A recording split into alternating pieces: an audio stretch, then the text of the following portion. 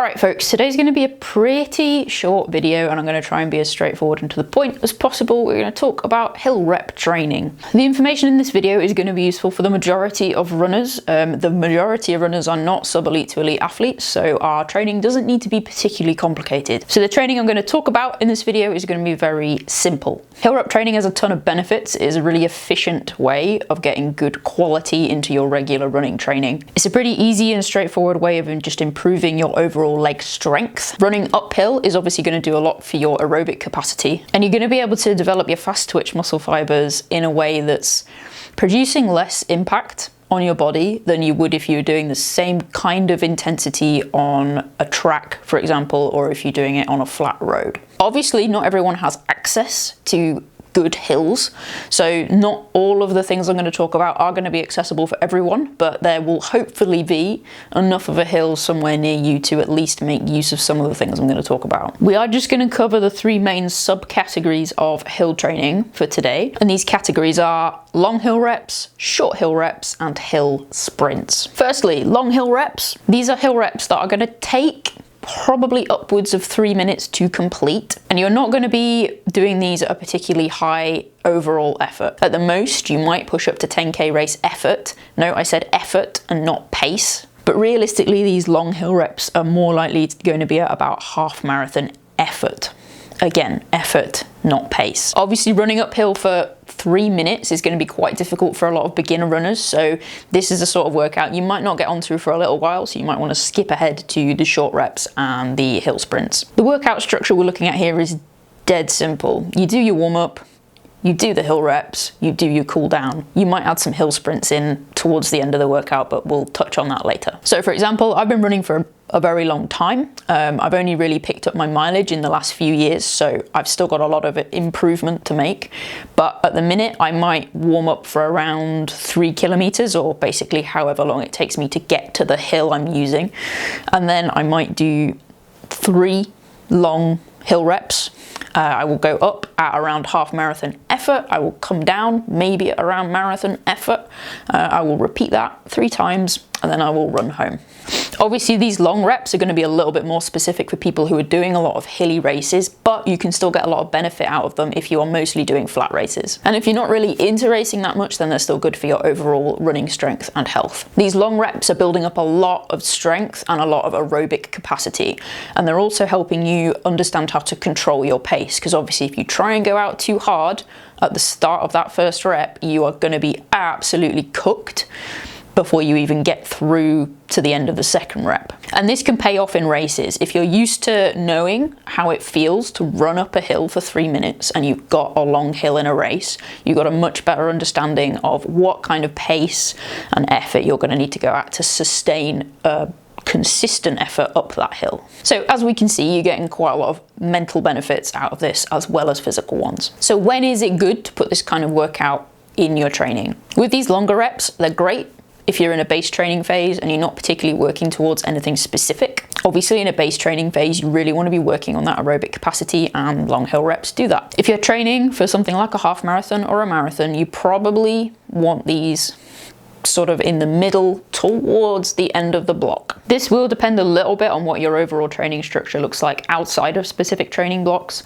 If you already have a pretty good base level of training, then you don't need to worry about doing long hill reps in the beginning of a training block for a marathon, because you've already been doing that base work before you started the marathon training block. If you typically hold a lower volume and maybe you're not super consistent with base training and you're kind of going into a marathon block to build up almost not from scratch but close enough from scratch to the marathon, then you probably want these long hill reps in the beginning of the block to try and build up a bit more aerobic capacity. So just be aware there is a little bit of nuance here, and be honest with yourself. If your base training is good, then you can put these long hill reps in the middle or the end of the marathon block.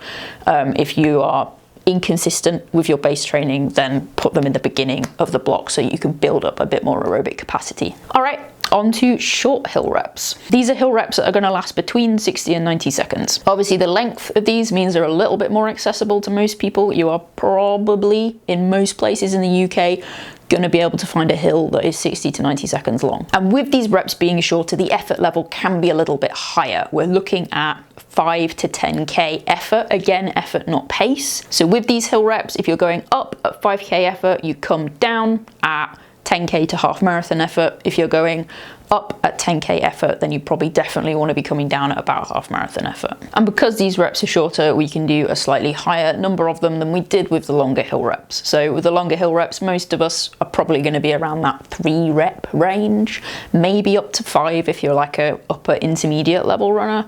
But for short hill reps, we're probably starting at around that 5 rep range and working up to, again, maximum of 8 if you're an upper intermediate level runner. Most of us are probably going to be 5 or 6 reps though. Your rest for all these reps is going to be consumed by the way back down the hill. If you are struggling and you feel like you need more time to catch your breath at the bottom, then you are doing them too hard and you need to ease off a bit. We follow a similar workout structure as we did with the long hill reps, so do whatever amount of warm-up you need. So for me at the minute, 3k-ish warm-up is pretty solid. That usually fills the time I need to kind of feel warmed up and feel kind of ready to go. I will typically do around 5 reps, maybe 6 if I'm feeling good, and then I will run home. Again, that's probably around 3 or 4k depending on how much distance I've got left to kind of make up the mileage total. Where to put these in your general training? So these are going to be good if you're preparing for something like a 5k or a 10k. You're probably going to want these in the earlier part of your block. And really, if you're doing something like an 8-week block for a 5 or 10k, you're probably going to want them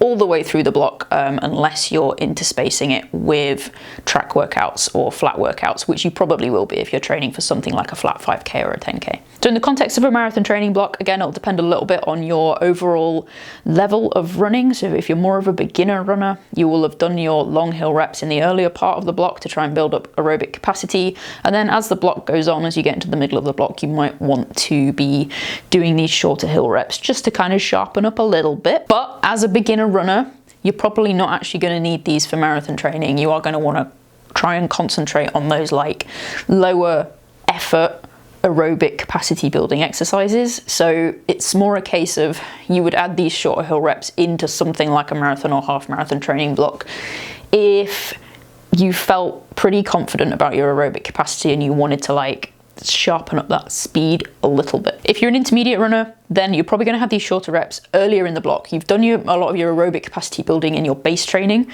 so you're going to be using the earlier part of this block to kind of like build up a little bit of speed work, and then you'll be specializing into the race pace stuff later in the block. So we use the earlier part of the half marathon or marathon block to like work on that slightly higher effort speed, and then we specialize as we go through the block. Hill sprints. So these are going to be the most accessible out of all of these for everyone, because most people will have at least a slope nearby that they can probably use for these. So hill sprints differ in that they are very, very short.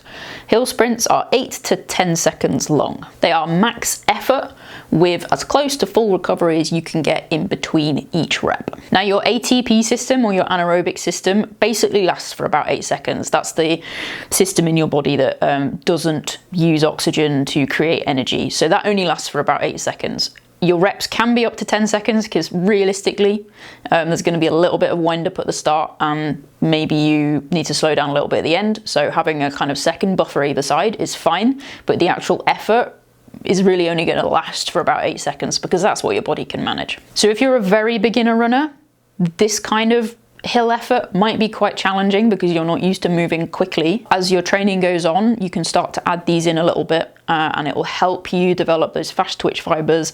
It'll help you know what it feels like to try and run as fast as possible for short bursts. And it just means you can get used to what it feels like to be at that kind of like high end effort range without actually taxing your body that much overall. So this type of hill training, if you're more of a beginner runner, this might be the workout itself. Maybe you'll do a warm-up jog, you'll do between 8 to 10 reps of these 8 to 10 second sprints, and then you'll cool down. That might be the whole workout. If you're more of like a beginner runner who's starting to work on improving quite a bit, or you're an intermediate runner, then these hill sprints are probably going to be thrown in at the end of a workout. I would suggest between 8 and 10 reps for most people. If you're feeling really good, then maybe you can do more, but you don't really need to do more than that. And try and make sure you've taken at least 1 full minute between the reps. If you need a bit longer to rest, that's fine. These are max effort, so if you are finding that you just need a bit more recovery time,